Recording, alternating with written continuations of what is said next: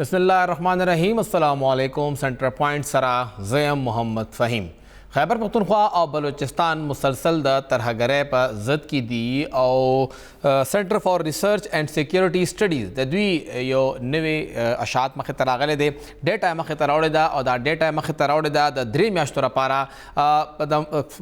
करंट चिकम ईयर दे calendar year दे दे ईयर दे दे शपग म्याश्ते पूरा शुए और पहला नए द्रे म्याश्ते और ब्या पसे द्रे म्याश्ते चिकम दा तेरे द्रे म्याश्ते दी द आगे मुताबिक द आगे ना अवल चिकम द्रे म्याश्ते वे आगे के तकरीबन 21% दगा हमलों के तरहगरे के कमे रागले दे द जनवरी फरवरी और मार्च के 358 हमले हुए और ब्या अप्रैल मई और जून के दे के कमे रागे 284 हमले शिवी दी खुदा 284 हमलों के हम अवीदा हुई चे 80% हमले पर बलूचिस्तान और पर खैबर पख्तूनख्वा के शिवी दी और ब्या ज़्यादातर खैबर पख्तूनख्वा के दगा चकम दमुंगा जनूबी अजला दी दगा साइड ज़्यादा टारगेट शिवी दी कम चे दगा पेख शिवी दी द आगे मुताबिक तर उस पूरे चिकम कैजुअल्टीज़ मख तरागली दी आगे के 121 टेररिस्ट अटैक हम मख तरागली दी है कि 165 कसान ची दी अप के शहीदान शिवी दी 191 पागे के जख्मियान दी और दई के दरना सिक्योरिटी फोर्सेस हम दे और दे के आम उलस हम शामिल दे कमुंग खबर को दी टोल हमलो हवाले सरा सूरत हाल हवाले सरा न पदे अमुंगा तजजिया खलू और दे वक्त के मुंग सरा स्काइप दलारे ब्रिगेडियर रिटायर्ड सैयद नदीर साहब मौजूद दे कम ची दिफाई तजजियाकार दे सर शुक्रिया ताज़ो मुंगला टाइम लगा ब्रिगेडियर साहब कमुंगा दागा सूरत हाल तगुरु हमले हम तरह रवानी दी कमे हम पकड़ागे बोले चाहिए आगा कम ऑपरेशन दी मुसरा खोज आगा इलाका गैर अमनिश्ता अम खत्म शवा सड़ी दगा के तरहगर नास्ती अदावी बेस कैंप ते अवी खपल जे बदल का उस दगा मेन एरिया तरागली दी ग्रान दे दगा के ऑपरेशन कोल खुस गणे चे दगा द्रे मैच कमे तेरे शुए दा अवल ने द्रे मैच तो ना 21% पता है हम लोग के कमे रागले दे जी ढेर शुक्रिया। बिस्मिल्लाहिर्रहमानिर्रहीम। खुसूसन चिमंगा कमे दासी जानमर्गी हमले की याद देने अलावा सिक्योरिटी दारू बांधी चिकम हदफुन लगी याद देने अलावा आम खलक चदे देना मुतासर दी नो खुसूसन पदे के कमंगा केपी तवगुरु नो दे केपी के दो टोलो नजेद चे कबायली सीमा दा आगा पके और कबायली सीमा किम जमंगा बाजावल और द देने अलावा सुवेली और शुमाली वजीरिस्तान पदी की ज़ियत का कर दे द्वेम खबर रहा दा चिदा के सारा कमी मुल्हाकी इलाकी चिकमी दी अद सेटल्ड एरिया चिकम दी कागा लकी दा कदागे न अलावा बनो दे याद देने अलावा द टांग इलाकी दिलान दे एफार्स आगा पके गुम द देना मुतासर दी द्वेम खबर अदा दा ची बलूचिस्तान के गुम द इंसर्जेंसी यो चैप्टर दे अवागा चैप्टर पखपल से बांधे लकानन चिकम पुशोब के कम मामला शवे व बेदागी पर नतीजा के कम अमर ग्लोब लशवे दा वागे पर खिलाफ कम ऑपरेशन कीगी आगा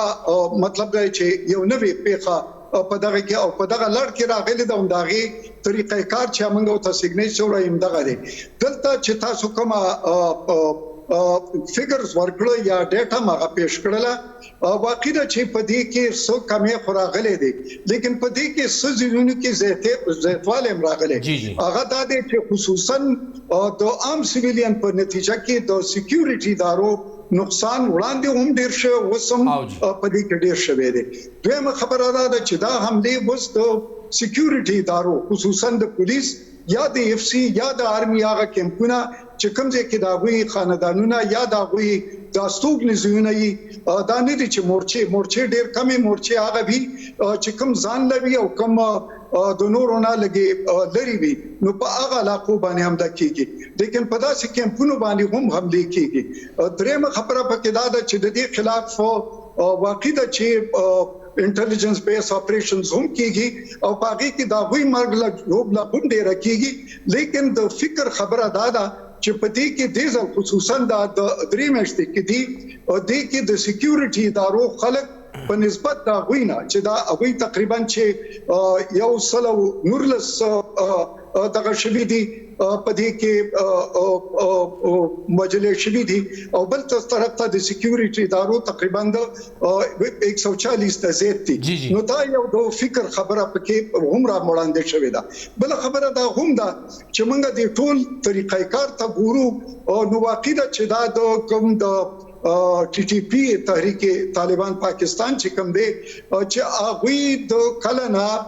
امارت اسلامي تقریبا چې دویم کال پوره کیږي د اگست کې او دا غوي چې په کلن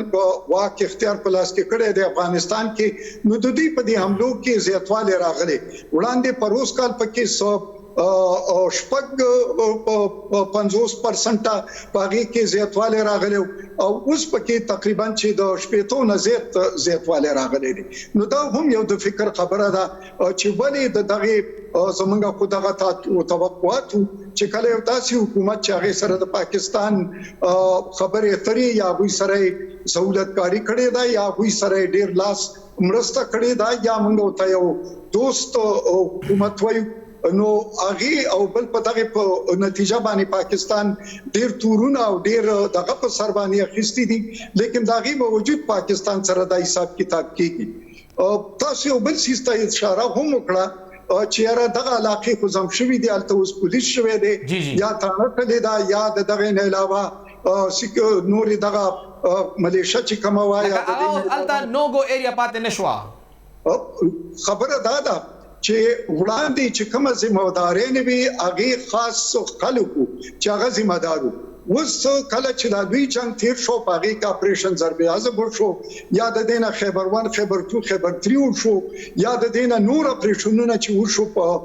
باجوړ کې په مومندو کې داسې په نورو سیمو کې نو هغه وخت کو خلکو ډیره زیاته قرباني ورکړه د خپل کورونو نه ووتل لیکن دا غوي سره چې کومي وادي شوي وي هغه وادي پورا نشوي او باغی کې ډیر خلک لا تر اوسه پوري کډوال دي بل خبره ده چې غوي کوم نقصان شو دا نقصان ازاله ونشو درېمه خبره ده چې دا غوي د رای نه بغیر دغه علاقه په خیبر پختونخوا کې شامل کړه او خیبر پختونخوا واکداران دي ته یو لکای وای لکه څنګه چې پرویز خټک سی بتویل چې دا لکای من سره مې یو ځای کوي نو وس دالته د پولیس عمل درآمد نشته دي او سیوای د اف آی آر درج کولونه بل طرف ته سکیورټي ادارې چې کمیټي هغه یو طرف ته بلوچستان کې بل طرف ته دغه ځکه ککړی دی او دریم طرف ته خبره دا ده چې وس هغه نمونه اپریشن وړاندې خو کنونشنل طریقې سره اپریشنونه چې روایتي انداز سره اوس پر روایتي انداز خو نه دی اپریشنونه ځکه چې هغه سره خلکو ته ډیر نقصان رسی او دغه خصوصا د دې اپریشني او مشکله مرغله وي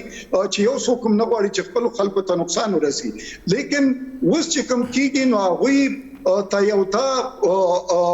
فوقیت یا ایڈوانټیج او تمنګو هغه حاصل لې چې هغه د خپل خوخي ټارګټ چې وړاندې په لخه کې هغه باندې راځي او چې دا وګڼي چې دا اوس کمزورې دي یا زمونږ په نرخه کې نو دغه وخت کې هغه کوي او دغه وجه دا چې دغه وجه نه دا نقصان زیات شوی دی د نور د هغه خلاف مو اپریشنونه کیږي او هغه کې دا ویم ډیره مرګ جوړ لکېږي د کم چې دهشتګردي کاغه په ټانک کې وا د دین علاوه په بنو کې وا د دین علاوه میران شاه کې وا یا دین علاوه په باجوړ کې کوم اپریشنونه د دې خلاف شو یا په خیبر کې چې کوم شوی تیرا کې چې کوم شو په هغه ټول کې دا وی نقصان هم شوی دی لیکن بل طرف ته کې د سکیورټي ادارو نقصان هم کیږي او په هغه کې خصوصا چې موږ وګورو به لکه څنګه چې پولیس لین باندې حمله وشو یا د دین علاوه نور داسې لوی ټارګټونه چې هغه په نه خکړې شو دا غي د وجنه ډیر زیات نقصان وشو بریګیډر صاحب تاسو چې کوم ذکر وکړو چې د وخت کې موږ سره روایتي اپریشن اوس نشي کېده ولې چې حالات اغه نه دي څومره مشکل دی د وخت چې کوم حالات دي د کې سکیورټي فورسز د لپاره هغه کس ټارګټ کول کم چې د وخت کې بدامني کوي ولې چې مخکې خو څنګه تاسو ذکر وکړو چې یو وزیرستان علاقہ وا اورګزی وا یا سبل ځای نیولیو التبه لاړ التبه اپریشن کې ته هغه پوره علاقہ وای کورډن اف کولا خلک بروتل نو اپریشن بال تک کېده اوس خدا خلک په خبر کی دي مردان کی دي 400 کی دي مین خار ته دن راغلي دي او د عام کورونو کې درنه اوسې کېږي سمره ګران کار دی وخت کې دا اپریشن کول یقیني خبره ده تاسو صحیح طرف ته دا سوال خصوصا اهم سوال دی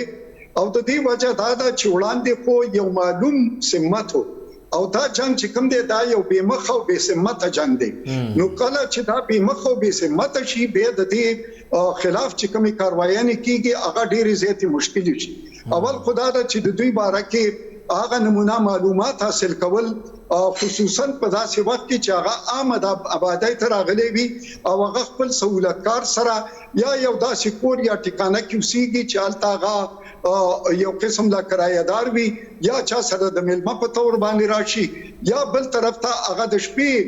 د یو علاقې نه راشي او دغه طرف ته راوړي او بیا خپل ټارګټ په نخښه کوي یو خو دغه ده. دویمه خبره دا ده چې د دې وجه دا وی چې یو خو هغوی سره چې کوم ټارګټ دغه کوي نو داسې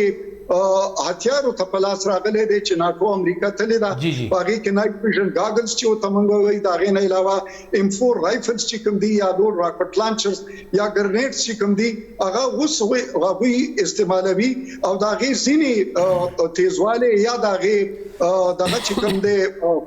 هغه زمونږ د هتیارو نه به زیاته وي. یو خدای له دویمه خبره دا ده چې ټیک ته زمونږ 3 کارډنز وي اول بارنې وی وړاندې لاندې اف ډیفنسي به دویمه به درېمه لیکن ځینې زمونږ داسې علاقې وی چې پاغي کې یو نیم چې پوسټي یا هغه ته د کومک رسیدو مشکل وي نو هغه وی به په جمع باندې لوی حمله کوي او دا غي په نتیجه کې به زموږ د فوج یا سکیورټي ادارو هم نقصان کیږي. بل پولیس چې کوم دی هغه دغه چونګاري د پاره خو دی لیکن بل طرف ته د داسې حملو خلاف هغه تر اوسه پورې ټیک ته قرباني نه ډیر ورکړي دي لیکن هغه نمونه اپریشنونه یا هغه نمونه طریقې کار به نشي اختیار کولای.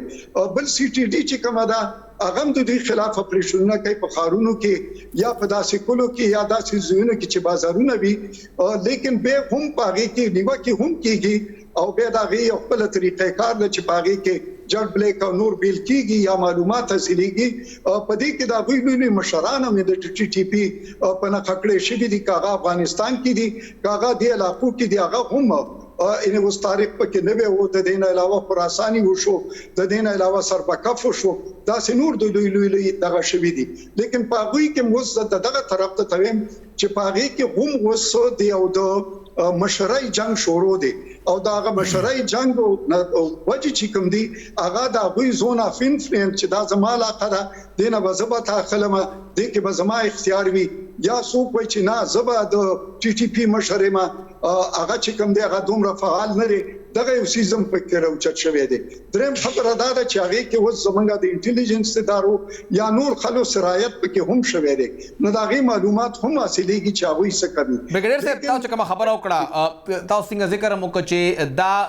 بغیر سمته او بغیر د مخه جنگ دی لکه ډایرکشن هم نه دی معلوم چې کوم طرف ته ورشو او د چا خلاف ورشو شکل هم نخکاری دی ارس کې دنه ټیک تا زمونږ فوج دی زمونږ پولیس ته اساس سره پلاس کې شتا خو د دینه زیات تاسو نه غنئ چې د انټيليجنس بیا بیس معلومات زیات اهمیت لري انټيليجنس چې کوم ادارې دي دا غوي کردار بیا دینه زیات اهم شو چې التویا مونږه دغه خارونو کې دنه لارو کوسو کې دنه غوي په دغه معلومات په بنیاد باندې بیا لاړ شي اپریشن کې جسم کوي خو د انټيليجنس معلومات یا د غوي کردار هغه زیات مهم نشو. دا اوس چې کوم اپریشنز کیږي ځکه خو ته مونږ وایو کنه چې دا یا چې کوم ضرب اعظم نه پس به دا رد الفساد چې شروع شو نو دا ټول انټيليجنس بیس اپریشنز دي او په دې کې د جنگ کې منګم تقریبا چې دا شل کاله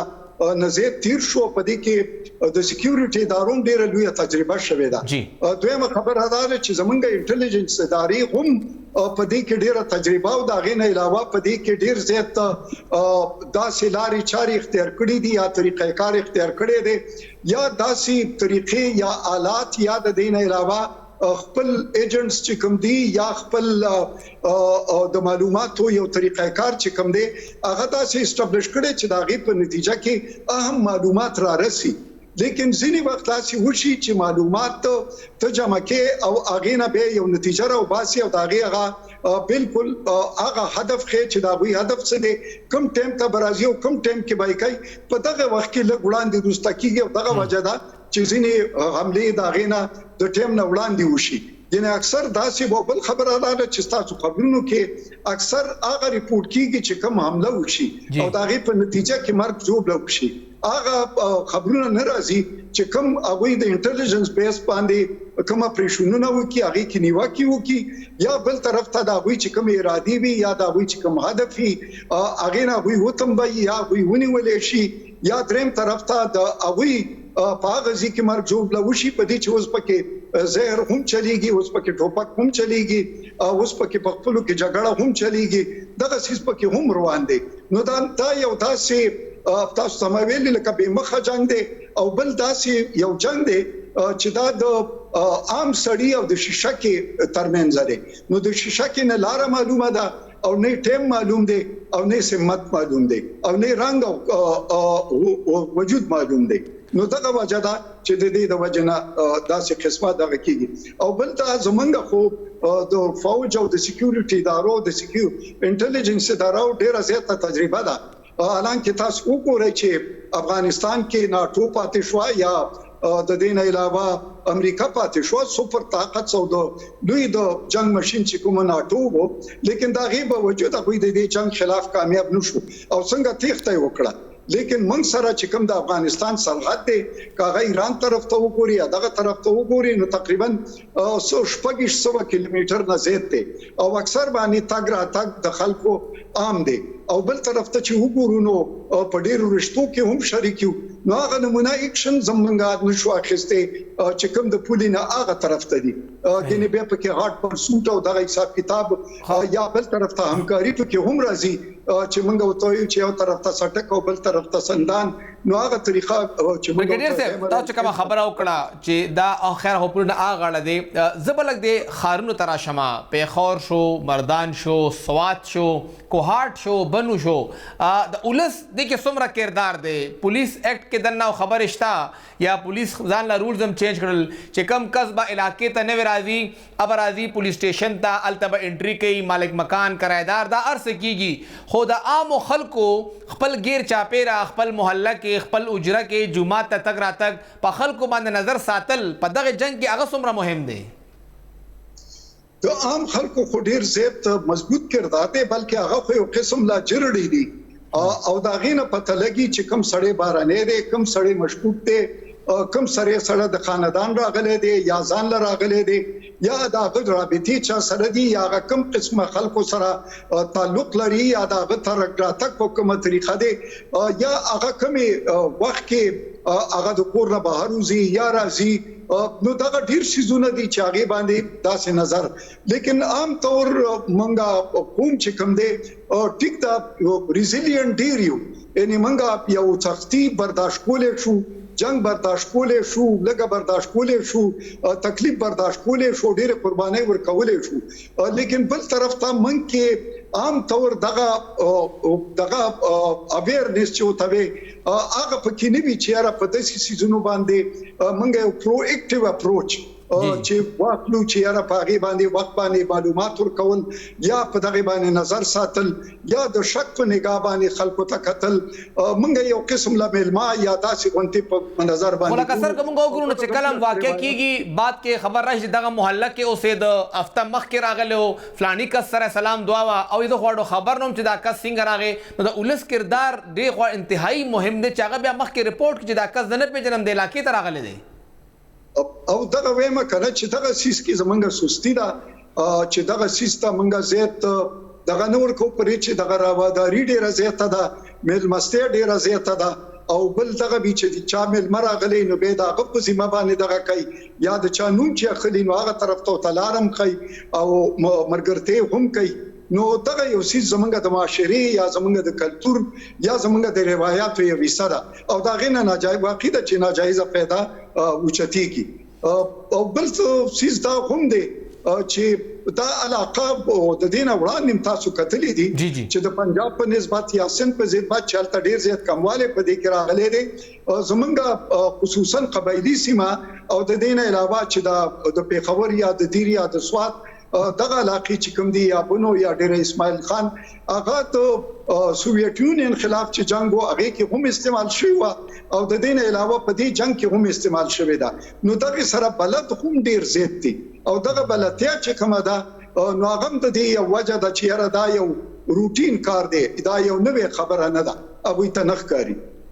ډیره شکریہ بریګیډیر ریټایرډ سید نذیر صاحب، تاسو موږ له ټایم راک او څنګه خبره وکړه چې د کې د اولس کردار ټولو نه زیات مهم دی.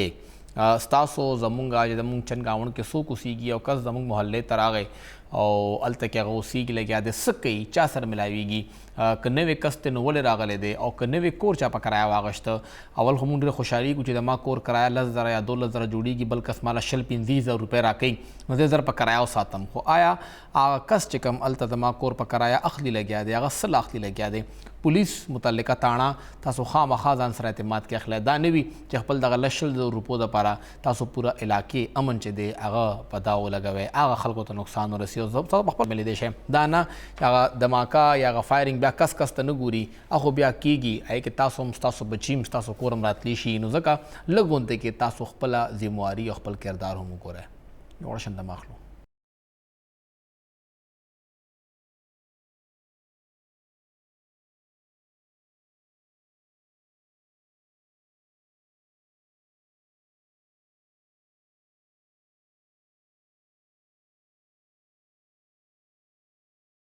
योजल बिया हर कले पाकिस्तान ता रो रो खबरना रवान दी टोलो नावल दा IMF डीलो शो दागे नपस सऊदी अरब $2 अरब द स्टेट बैंक अकाउंट के वाचोल और नन द UAE लखवाहुम $1 अरब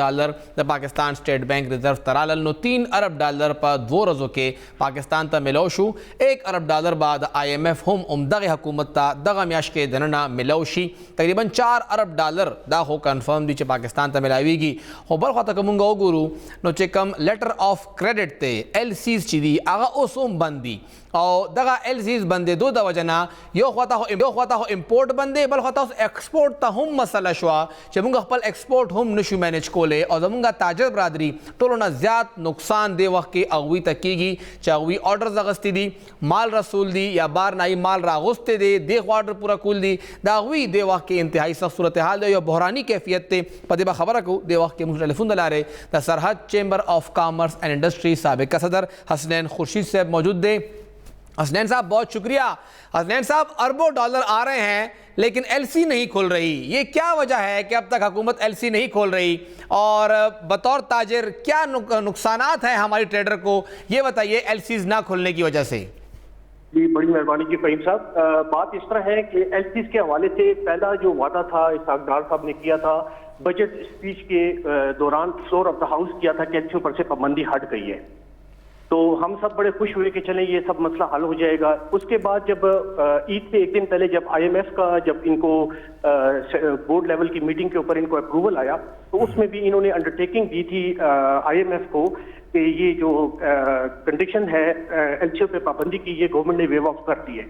आज इस बात को तकरीबन 20-22 दिन हो गए हैं और अभी तक कोई क्लियर कट पॉलिसी गवर्नमेंट की तरफ से नहीं आ रही। और एक चीज का पता चला है कि स्टेट बैंक ने एक नया रूल बनाया है जिसके नीचे जो बैंक जितने डॉलर एक्सपोर्ट करता है उसकी उस हद तक उसको इंपोर्ट अलाउ होगी। तो ये भी अभी तक किताबों में ही है, प्रैक्टिकली नहीं हुआ,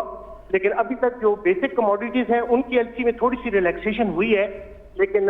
जो जनरल आइटम्स हैं उसमें अभी तक कोई रिलैक्सेशन नहीं हो सकी। हसनैन साहब अमूमी तौर पे किस मद में हमें LCs चाहिए होती हैं? अगर देखा जाए तो बतौर ट्रेडर क्या कुछ हम बाहर से आप लोग मंगवाते हैं कि आपको चाहिए होता है, चाहे वो खाम माल हो मशीनरी हो, क्या कुछ होता है? देखिए फहीम, इसमें बात ऐसी है कि मैं आपसे बात ये करूंगा कि हर इंडस्ट्री को अपने मुख्तलिफ आइटम्स बाहर से मंगाने पड़ते हैं, चाहे वो केमिकल्स हों या चाहे वो सब कंपोनेंट हों या चाहे वो गाड़ियों की शक्ल में आप CKD किट्स कहते हैं, हर चीज बाहर से आती है। क्योंकि पाकिस्तान में तो कुछ बनता नहीं है तो यहाँ पर इंपोर्ट के ऊपर रिलायबिलिटी बहुत ज्यादा है, तो इसलिए हर किस्म की इंपोर्ट बाहर से आती है। उसमें आप हर सेक्टर ले लें, फार्मास्यूटिकल ले लें। अभी आप देखें आज सुजुकी वालों ने फिर ऐलान किया है कि हम 15 दिन के लिए फिर बंद हो रहे हैं। होंडा ऑलरेडी बंद है, टोयोटा बंद है। इसी तरह मोबाइल की जो सैमसंग की कंपनी है कराची है उसमें भी LC नहीं खुल रही, तो मोबाइल की कंपनी जो मैन्युफैक्चरिंग यूनिट लगाया हुआ है लकी ग्रुप ने वो भी बंद हो चुका हुआ है। तो ये तो हर इंडस्ट्री की जान है इंपोर्ट। और ये जब इंपोर्ट बंद होती है तो ठीक है, हमें तो नजर आ रहा है कि जी 15 दिन के लिए सुजुकी बंद हो गया या कोई और कारखाना 15 दिन के लिए बंद है, लेबर को कितना नुकसान होता है और कितना लेबर इससे मुतासर होता है? देखिए जी, लेबर तो इससे ऑटोमेटिकली मुतासर होती है। जब कोई फैक्ट्री अपने आप को शट डाउन करती है तो डेफिनेटली वो लेबर को वेव ऑफ करती है। जी तो वो उनको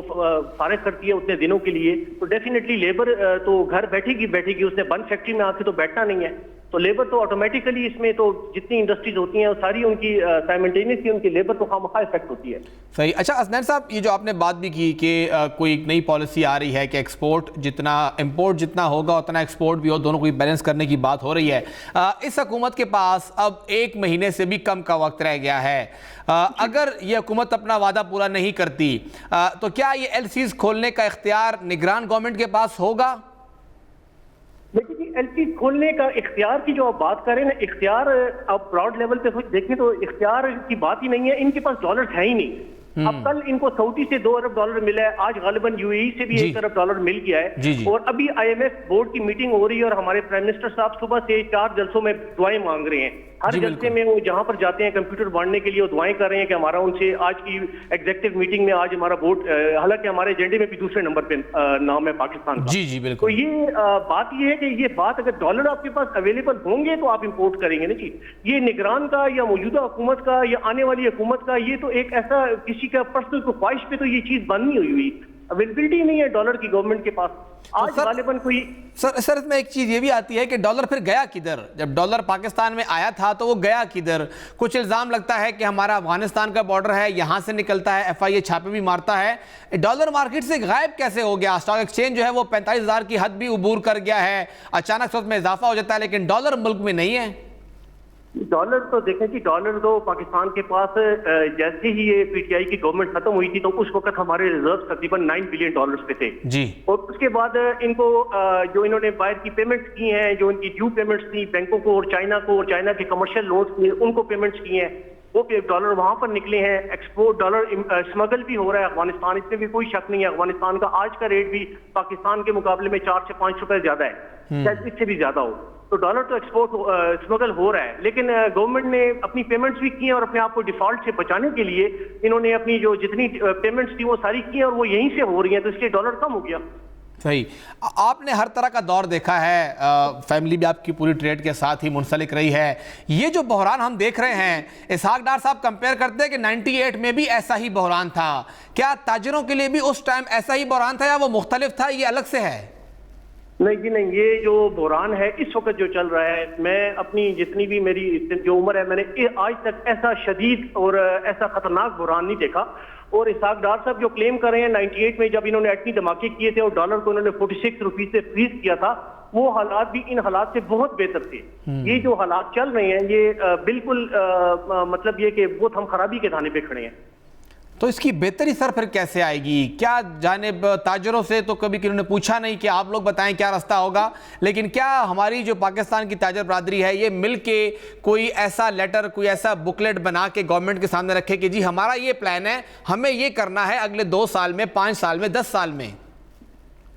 नहीं जी, इसमें तो गवर्नमेंट के पास भी कोई प्लान नहीं है, क्योंकि ये सारी डिक्टेशन जितनी है सब आईएमएफ की तरफ से आ रही है और वो अपने जो लोन्स दे रहे हैं उनकी श्योरिटी चाहते हैं कि ये लोन सही जगह पर इस्तेमाल हो और वो डरते हैं कि ये लोन कहीं सीपैक की वजह से चाइना की तरफ न निकल जाएं। मतलब इस टाइम पे हमें ये भी डिसाइड नहीं हो पा रहा कि हम किस ब्लॉक में बैठे हुए हैं। हम चाइना की साइड पे अगर होते हैं तो वेस्ट हमें अमेरिका आईएमएफ के थ्रू और ये मुख्तलिफ डोनर एजेंसीज के थ्रू प्रेस करता है, तो अभी हमें खुद भी ये नहीं हो रहा। और इसका हल जो है ये बड़ा लॉन्ग टर्म हल है, इसमें ये कोई ऐसे नहीं है कि आप चुटकी बजाते ये मसला हल हो जाएगा। ये खराबी भी साल डेढ़ में आई है और इसको ठीक होने में भी कम से कम 1 से 2 साल लगेंगे, और वो भी उस वक्त लगेंगे कि कोई नई गवर्नमेंट आ जाए और वो कॉन्स्टेंटली बैठ के अपनी कोई पॉलिसीज बनाए और उसकी इम्प्लीमेंटेशन हो। अगर वो भी इसी तरह हुई और कोई हंग पार्लियामेंट हुई और कोई इम्प्लीमेंटेशन में वो फैसला ना कर सके, बड़ा मुश्किल है जी। बज़ाहिरन कुछ नजर नहीं आ रहा अल्लाह की जात के। और खैबर पख्तूनख्वा अगर हम लोग अलग से देखें, यानी ठीक है पाकिस्तान, हम पाकिस्तान का हिस्सा हैं, लेकिन यहाँ की ताजर बरादरी तो मुसलसल कभी इन्होंने सुख का सांस लिया ही नहीं है। चाहे वो दहशतगर्दी हो, चाहे वो भत्ते की कॉलें हों, चाहे वो एनर्जी बहरान हो, गैस का, बिजली का, कोविड हो गया, सब कुछ के अंदर खैबर पख्तूनख्वा बहुत ज़्यादा पिसा हुआ तबका है। तो क्या आपको लगता है कि यहाँ के लिए भी कोई बोलने वाला होगा? यहाँ की ताजर बरादरी के लिए कोई अलग से पैकेज आपको नजर आ रहा है? नहीं जी, कोई पैकेज नजर नहीं आ रहा। और इस वक्त आप आईएमएफ ने जो इनसे कंडीशंस ली हैं उसमें एक कंडीशन ये भी ली है कि आप हमारी इजाजत के बगैर किसी किस्म की कोई सब्सिडी आइंदा नहीं देंगे। तो पैकेज में सब्सिडी होती है और ये टोटली इम्पॉसिबल बात है। बाकी लॉ ऑर्डर की सिचुएशन है वो केपी में बहुत ज्यादा खराब हो चुकी हुई है। इंडस्ट्रियलिस्ट को और ट्रेडर्स को मुख्तलिफ जगहों से थ्रेट्स आ रही हैं और इंतहाई किस्म के इस टाइम एक मखदूश किस्म के हालात हैं। और कुछ वाकयात भी ऐसे हुए हैं पिछले 2-4 दिनों में। हैदराबाद में भी एक वाकया हुआ है। जी, हैदराबाद में भी बहुत बड़ा वाकया हुआ है और इसके अलावा काफी लोगों को थ्रेट कॉल्स भी आ रही हैं और इस सिलसिले में कुछ मीटिंग्स हुई भी हैं, लेकिन कुछ इसमें हमें कोई नजर नहीं आ रही कोई कि उसमें कोई ब्रेक थ्रू हो। पुलिस से सर राब्ता किया है ताजरों ने, कोई बात हुई है उनके साथ? पुलिस तो छोड़ देने जी, पुलिस तो बड़ी उसमें आती है, लो कैटेगरी में आती है, मतलब मुख्तलिफ एजेंसीज के साथ भी बात हुई है, सारा कुछ हुआ है, लेकिन उसमें हमें कुछ रिजल्ट नहीं मिल रहा।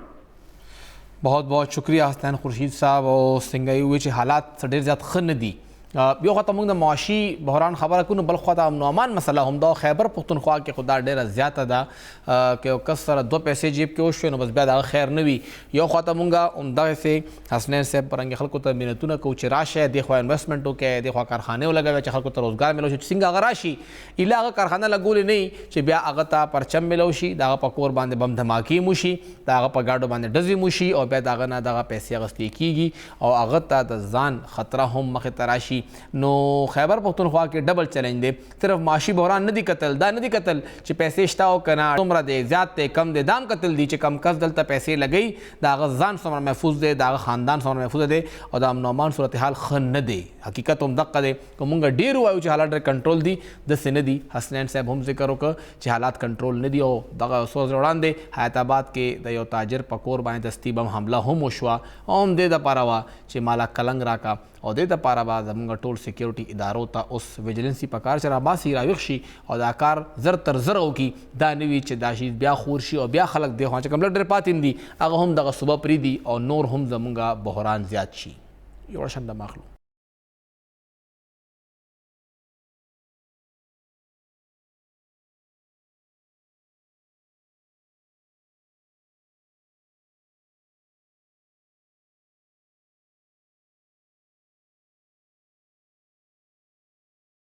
तास्ताबोराम की योजल ब्या हर करे वायु ओजबा खबर अकू द खैबर पख्तूनख्वा सियासत हवाले सरा और दे वक्त के यो बलता अस्तर की खई लग्या दी ANP और JUI जमीयत उलमा इस्लाम मानदे ठोर न पहला टकुना उकड़ल ANP लखवा और अगवी गवर्नर बदलोलो मुतालबा उकड़ा ब्या मौलाना से बुए चिता हुसिंग गवर्नर बदलाया पप्पल हम तासु नॉमिनेट करे दे उस वच गवर्नर बदल का और ब्या दागे न पस मुंगो कतल चे द ANP लखवा गट गट इल्ज़ामात लगे दिल चे दगा गवर्नर नास्ते दा पोस्टिंग ट्रांसफ़र के पैसे अख्ती ले गया दे दा पर डेवलपमेंट कारणों के पैसे अख्ती ले गया दे दा पर बर्तियानों के पैसे अख्ती ले गया दे और इल्ज़ामात पे लगुल और ब्या जवाबन इल्ज़ामात JUI साइड न लगे दिल इल्ज़ाम दर इल्ज़ाम हकीकत से दे और अफसाना से दा पदे खबर को दे वक्त के मुंग सर टेलीफोन दिला रहे पे खबर की सीनियर सहाफ़ी और द जियो न्यूज़ ब्यूरो चीफ शकील फरमान अली साहब मौजूद दे। शकील साहब बहुत शुक्रिया। शकील साहब हकीकत क्या है और अफसाना क्या है JUI और ANP के दरमियान जो ये एक रस्सा कशी है ये मुकाबला ही है या नूरा कुश्ती है? देखें फ़हीम साहब, आपको पता होगा कि इन दोनों जमातों का जो इत्तेहाद है ये गैर फितरी इत्तेहाद था और ये इत्तेहाद हुआ था पाकिस्तान तहरीक इंसाफ की हुकूमत को हटाने के लिए। जी अब चूंकि पार्टियां ज्यादा हैं, आपको पता है कि गवर्नरशिप पर भी काफी मसले रहे। पहले मियां इफ्तिखार साहब का नाम जो है अवामी नेशनल पार्टी की जानिब से, अवामी नेशनल पार्टी की ये ख्वाहिश थी कि सूबे की गवर्नरशिप हमें दी जाए, तो वो उनका नाम फाइनल हुआ। फिर आखिरी वक्त में मौलाना साहब ने जो है अपना असर रसूख इस्तेमाल किया है जरदारी साहब और शहबाज शरीफ साहब और नवाज शरीफ साहब पे, और आखिरी टाइम में जो है एंट्री हुई है गुलाम अली साहब की और वो गवर्नर लगे हैं। उस वक्त से जो है आपको पता भी है कि एक जलसे में भी जो है उनकी हिमायत का ऐलान किया था अहमद वली खान साहब ने। अब वो कह रहे हैं कि मुझसे गलती हुई है। अब मसला ये है कि दोनों पार्टियों ने इंतखाबात में जाना है और गुलाम अली साहब के ऊपर ये इल्जाम जो लगा रहे हैं कि वो तरक्याती काम कर रहे हैं, तो इसमें कोई शक नहीं है कि गुलाम अली साहब के बेटे जो हैं वो पेशावर के मेयर हैं और वो जो हैं वो तरक्याती काम भी कर रहे हैं और जो है और दीगर जो जमाते हैं उनके कारकुन जो है नजरअंदाज हो रहे हैं। आवामी नेशनल पार्टी को जो है एक इस बात पे गुस्सा है, तशवीश है कि इलेक्शन आ रहे हैं तो JUI के काम हो रहे हैं, उनकी जो है कारकुनों को नजरअंदाज किया जा रहा है। हालांकि आप देखें जिस वक्त केयर टेकर कैबिनेट जो है बनाई जा रही थी सूबे में, तो अवामी नेशनल पार्टी के सरदार हुसैन बाबक समेत मुख्तलिफ जो रहनुमा हैं वो गवर्नर हाउस में हर वक्त बैठे रहते थे कि हमने किस तरह कैबिनेट डिसाइड करनी है। अब गवर्नरशिप के ऊपर वो दबाव डाल रहे हैं, सिर्फ अवामी नेशनल पार्टी का नहीं बल्कि मुस्लिम लीग नून का भी आपको पता है कि वो भी जो है इजी नहीं है गवर्नर साहब से, और ये इल्ज़ाम लगा रहे हैं वो भी कि गवर्नर जो है हर जगह पे मुदाखलत कर रहे हैं। लेकिन गवर्नर साहब को अगर आप देखें तो वो कहते हैं कि हम तो एक जो है PNB जो है भर्ती नहीं कर सकते, हमारे पास कोई इख्तियार है और ना हम ट्रांसफर पोस्टिंग कर सकते हैं। मेरा ख्याल ये है कि चूंकि अब दोनों पार्टियों को पता चल गया कि इंतखाबात में जाना है, तो जो गैर फितरी इत्तेहाद बना था इन पार्टियों के दरमियान पाकिस्तान तहरीक इंसाफ की हुकूमत को हटाने के लिए, तो अब वो जो है टूट रहा है और हर एक पार्टी जो है अपने मंशूर के साथ इंतखाबात में जाएगी। तो अवामी नेशनल पार्टी भी चाहती है कि आपको एक दूसरा, अवामी नेशनल पार्टी भी यही चाहती है कि इस वक्त वो जो है दबाव डालें GUI पर और कुछ काम जो हैं वो अपने भी करवाएं, तरक्याती काम हो, बड़ा भर्तियाँ हों। लेकिन आपको एक नई जो है डेवलपमेंट आपको पता है आपके सामने है कि अदनान जलील साहब जो हैं जिनको के हटाया जा रहा है और सब उनको डीनोटिफाई करने की असम्बली जो है गवर्नर हाउस को मौसूल हो गई है। एक इल्ज़ाम गवर्नर साहब पे ये भी है कि अदनान जलील साहब का नाम जो है गवर्नर हाजी गुलाम अली साहब ने जो है तजवीज़ किया था, हालांकि उनका ताल्लुक अवामी नेशनल पार्टी से था, तो वो भी एक जो है उनके ऊपर गुलाम अली साहब का उनके भाई से अच्छा ताल्लुक था, एक जो चैम्बर का ताल्लुक था उसकी बुनियाद पे अदनान जलील का नाम सामने आया था। बिल्कुल, और हाजी अदील साहब के साथ भी जो है मरहूम जो है उनके साथ गुलाम अली साहब के देरीना जो है ताल्लुकात थे, और आपको उनके ऊपर अदनान जलील साहब के ऊपर ये इल्ज़ाम लग रहा है कि वो जो है बजाय इसके कि अवामी नेशनल पार्टी की क़यादत की बात सुने या अवामी मफाद में कोई काम करे, वो हाजी गुलाम अली साहब को जो है उनका झुकाव हाजी गुलाम अली साहब की जानिब है। तो टेंशन क्रिएट हुई। आपको पता है कि दोनों इल्ज़ामात लगाए हैं। मौलाना साहब का कहना यह है कि उनको पता है कि अवामी नेशनल पार्टी के दौर में क्या हुआ, यहाँ पे हुकूमत में जो है खुलेआम जो है करप्शन की जा रही है। शकील साहब, आपको क्या लगता है, क्या जमीयत उलमा इस्लाम ये प्रेशर ले लेगी और गवर्नर चेंज कर देगी, या ये तमाम लड़ाई जो है किसी नतीजे की तरफ नहीं जाएगी, गुलाम अली साहब बैठे रहेंगे? मेरा ख्याल, जाती ख्याल यही है कि जिस तरह आप भी उस मुलाकात में मौजूद थे, मौलाना फजल रहमान साहब ने क्लियर कट कह दिया था कि गवर्नर खैबर पख्तूनख्वा जो हाजी गुलाम अली है उन्हें किसी सूरत नहीं हटाया जाएगा और वो अपनी जगह पे बैठे रहेंगे। और मेरा नहीं ख्याल है कि इस वक्त वो सूरत हाल है कि अवामी नेशनल पार्टी का आपको पता है कि कौमी असम्बली में भी जो है उनकी एक नशिस्त है, उनके मुकाबले में मौलाना साहब का वेटेज ज्यादा है। तो मुस्लिम लीग नून भी इस वक्त ये नहीं चाहेगी कि वो मौलाना साहब को नाराज करे, क्योंकि मौलाना साहब PDM के जो है सरबराह हैं और पीछे जो मौलाना साहब ने तहफ़्फ़ुज़ात का इज़हार किया था, तो उस हवाले से वज़ीर आज़म शहबाज शरीफ साहब ने उसी दिन उनको जो है बुलाया है। शकील साहब, उसको तो गिला किए अभी 12 घंटे भी नहीं गुजरे थे कि शहबाज शरीफ साहब ने मुलाकात कर ली, नवाज शरीफ साहब ने राब्ता कर लिया, मौलाना साहब को दुबई बुला लिया, तो वहाँ पे तो मौलाना साहब का असर रसूख नजर आ गया। बिल्कुल, वहाँ पे मौलाना साहब का असर रसूख नजर आ गया, और उसकी सबसे बड़ी वजह यह है कि मैं समझता हूं कि अहमद वली खान साहब का एक जो नेगेटिव पॉइंट ये भी है कि उनकी उम्र काफी छोटी है, और अगर असफंदियार वली खान साहब इस पोजीशन आज होते और वो एक्टिव होते पार्टी पॉलिटिक्स में, तो मेरा ख्याल है कि नतीजा मुख्तलिफ होता, क्योंकि मौलाना फजल रहमान साहब के जरदारी साहब, शहबाज शरीफ साहब और नवाज शरीफ साहब से इंतहाई करीबी ताल्लुकात हैं, तो वो अपना असर रसूख इस्तेमाल करके अपने काम करवा रहे हैं। और मैं नहीं समझता कि किसी सूरत जो है इलेक्शन के बाद इलेक्शन हो भी गए और इनकी दोबारा हुकूमत, इन्हीं पार्टीज की हुकूमत आई, तो गुलाम अली साहब को हटाना इतना आसान नहीं हुआ। क्योंकि अच्छा शकील साहब, आपने जो बात की, क्योंकि सेहत तो असफंदियार साहब की ऐसी है नहीं कि वो इसमें हिस्सा लें, लेकिन अमीर हैदर होती साहब इस वक्त एक्टिव हैं, इस मामले पे वो खामोश रहे हैं। उन्होंने जो पेशावर में एक जलसा भी हुआ, हारून बिलोर शहीद की बरसी थी, उसमें भी उन्होंने खटक साहब पे तो वार किए, इमरान खान साहब पे वार किए, लेकिन उन्होंने गवर्नर साहब का जिक्र नहीं किया।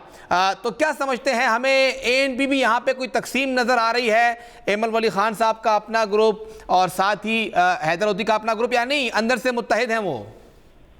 फ़हीम साहब, आपकी इतलात बिल्कुल दुरुस्त हैं कि अवामी नेशनल पार्टी जो है इस वक्त जो है इख्तिलाफात का शिकार है। आप देख लें कि जाहिद हुसैन साहब को आप देख लें, वो कहाँ पे हैं। इसी तरह जो है अमीर हैदर होती के बारे में कहा जा रहा है कि अदनान जलील के मामले पे जो है हटाने के मामले पे उनको एतमाद में नहीं लिया गया था, उनको पता ही नहीं, हालांकि वो सीनियर नायब सदर हैं। जी बिल्कुल। तो यहाँ पे ग्रुप बंदियां हैं और मेरा ख्याल है कि इसका नुकसान अवामी नेशनल पार्टी को हो गया। जो वर्कर्स हैं वो कह रहे हैं, जो पुराने वर्कर्स हैं उनका कहना ये है कि नए लोगों को लाया गया है, यानी ऐसे लोगों के जो सरमायादार हैं उनको जो है निगरान काबीना का हिस्सा बनाया गया, उनको बिठाया गया सीटों पे, जो आपको पता है कि फाइनेंशियली बहुत ज्यादा मजबूत हैं। और पुराने कारकुनों को जो है न सिर्फ थिंक टैंक से महरूम किया गया बल्कि उनका इनपुट ही नहीं लिया जा रहा। तो अवामी नेशनल पार्टी, अगर पार्टी की सतह पे आप बात करें, हाजी गुलाम अहमद बिलोर साहब को आप देख लें, वो हमें कहीं नजर नहीं आ रहे एक्टिव।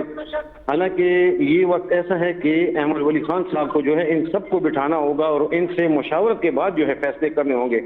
अगर अकेले और गुलाम और जहाँ तक अमीर हैदर खान होती साहब का आपने कहा है तो वो इंतहाई मंजे हुए सियासतदान हैं, बड़े जीरक सियासतदान हैं। उन्होंने आज नहीं देखना, उन्होंने कल भी देखना है कि हो सकता है कि कोई कल को केपी में ऐसी पोजीशन बन जाए कि अवामी नेशनल पार्टी अगर अक्सरियती सीटें लेती है तो उनको अगर मौलाना फजल रहमान साहब की जमात की जरूरत होगी तो अभी वो अगर उन पर तनकीद करें या गुलाम अली साहब पे तनकीद करें तो वो किस मुंह से उनके पास जाएंगे कि आप हमारे लिए वज़ीर आला के उम्मीदवार की हिमायत हासिल करें। मेरा ख्याल ये है कि ये लफ्जी जंग है, ये जारी रहेगी, लेकिन अगर इंतखाबात हुए, कोई ऐसा मौका बना जिसमें दोनों पार्टियों को मिलकर बैठना पड़ा तो आप ये मेरा जो है मेरे ख्याल में दोनों पार्टियां जो हैं शकील साहब एक और आज बहुत बड़ी डेवलपमेंट हुई है। परवेज खटक साहब को पीटीआई से निकाल दिया गया है, उनको टर्मिनेट कर दिया गया है। उनकी पार्टी के हवाले से बहुत पहले की इत्तलात थी, जून का पूरा महीना गुजर गया, उन्होंने एक ही प्रेस कॉन्फ्रेंस की 1 जून को, फिर खामोश हो गए, कोई उन्होंने बात नहीं की। फिर इल्ज़ाम लगा कि पार्टी के बंदे तोड़ रहे हैं, शो कॉज जारी हुआ, लोगों ने कहा कि जी ईद से पहले ही प्रेस कॉन्फ्रेंस होगी, फिर कहा ईद के बाद होगी। अब बताया जा रहा है कि जुलाई में ही प्रेस कॉन्फ्रेंस नहीं होगी, उनको मुश्किल आ रही है बंदे तोड़ने में, बंदे इकट्ठे करने में। आपकी इत्तलात क्या है? खटक साहब कब अपनी पार्टी बना रहे हैं? देखें, खटक साहब जो हैं, खटक साहब भी इंतहाई जीरक और मंजे हुए सियासतदान हैं। वो हवा का रुख देख रहे हैं। वो इस वक्त उनके पास अपने जो है 20 से 25 MPs जो पुराने हैं, जो उनके साथ उन्होंने जिन्होंने काम किया था, उनके साथ वो इन टच हैं। और आपको पता है कि इलेक्टेबल्स भी हवा का रुख देखते हैं। मेरा ख्याल ये है कि परवेज खटक साहब किसी जानिब से इशारे के मुंतज़िर हैं कि उनको इशारा हो। अब तक की इतलात यही है कि परवेज खटक साहब कोशिश कर रहे हैं कि वो अपनी अलग पार्टी बनाएं, लेकिन ज़मीनी सूरत हाल देखते हुए हमें लगता है कि ये उनके लिए थोड़ा सा मुश्किल होगा। आपको पता है कि आफ्ताब अहमद खान शेरखौर साहब ने भी अपनी पार्टी कौमी वतन पार्टी बनाई थी, वो भी कुछ अर्सा जो है चली है और आप देख रहे हैं कि उनकी पार्टी की सूरत हाल क्या है। मेरा ख्याल ये है कि परवेज खटक साहब मुनासिब टाइम और मुनासिब वक्त का इंतजार कर रहे हैं। फैसला उन्होंने कर लिया है कि क्या है, लेकिन अभी तक वो बता नहीं रहे कि उन्होंने क्या फैसला किया है। बाकी जैसे ही इशारा होगा उनको वो ही काम करेंगे और उस जानिब जाएंगे। आपकी इतलात क्या है? क्योंकि पहले था कि मुस्लिम लीग नून जा रहे हैं, जमीयत से उनके मामलात तय नहीं हुए, पीपल्स पार्टी या नून लीग उनको अपने साथ ले लेगी। आपकी इतलात क्या कहती हैं? क्या नून लीग की सूबाई क़यादत, पीपल्स पार्टी की क़यादत इनको तस्लीम कर लेगी? देखें, जिस तरह आप देख लें कि परवेज खटक साहब ने जिस वक्त वो वज़ीर आला थे और बाद में जो वफाकी वजीर बने और पीटीआई में उनको एक मरकजी हैसियत हासिल थी, उस वक्त उन्होंने पीपल्स पार्टी के ऊपर जो है वार किए हैं और उन मुख्तलिफ बयानात उनके आए हैं जरदारी साहब के बारे में, बिलावल भुट्टो साहब के बारे में। मेरा नहीं ख्याल कि पीपल्स पार्टी में उनके लिए कोई जगह है और ना ही नून लीग के जो सूबाई सदर हैं वो चाहेंगे कि उनकी अथॉरिटी को परवेज खटक साहब आके चैलेंज करें। जीयूआई की आपने बात की, जीयूआई में ऑलरेडी उनके भाई जो हैं चले गए हैं, उनमें शमूलियत इख्तियार कर ली है उसने। तो परवेज खटक साहब अवामी नेशनल पार्टी में जा नहीं सकते। आपको पता है कि अवामी नेशनल पार्टी भी उनको किसी सूरत कबूल नहीं करेगी। परवेज खटक साहब के लिए ऑप्शन बहुत कम है दूसरी पार्टी। एक ऑप्शन अगर कोई उनको नजर आ रहा है इस वक्त तो वो इस्तेहकाम पाकिस्तान पार्टी है, वो एक ऑप्शन उनके लिए हो सकता है। अब वो सोच कर रहे हैं कि आया वो अपनी अलग पार्टी लॉन्च करें या इस्तेहकाम पाकिस्तान का हिस्सा बन जाएं और उनके प्लेटफॉर्म से इलेक्शन में हिस्सा लें।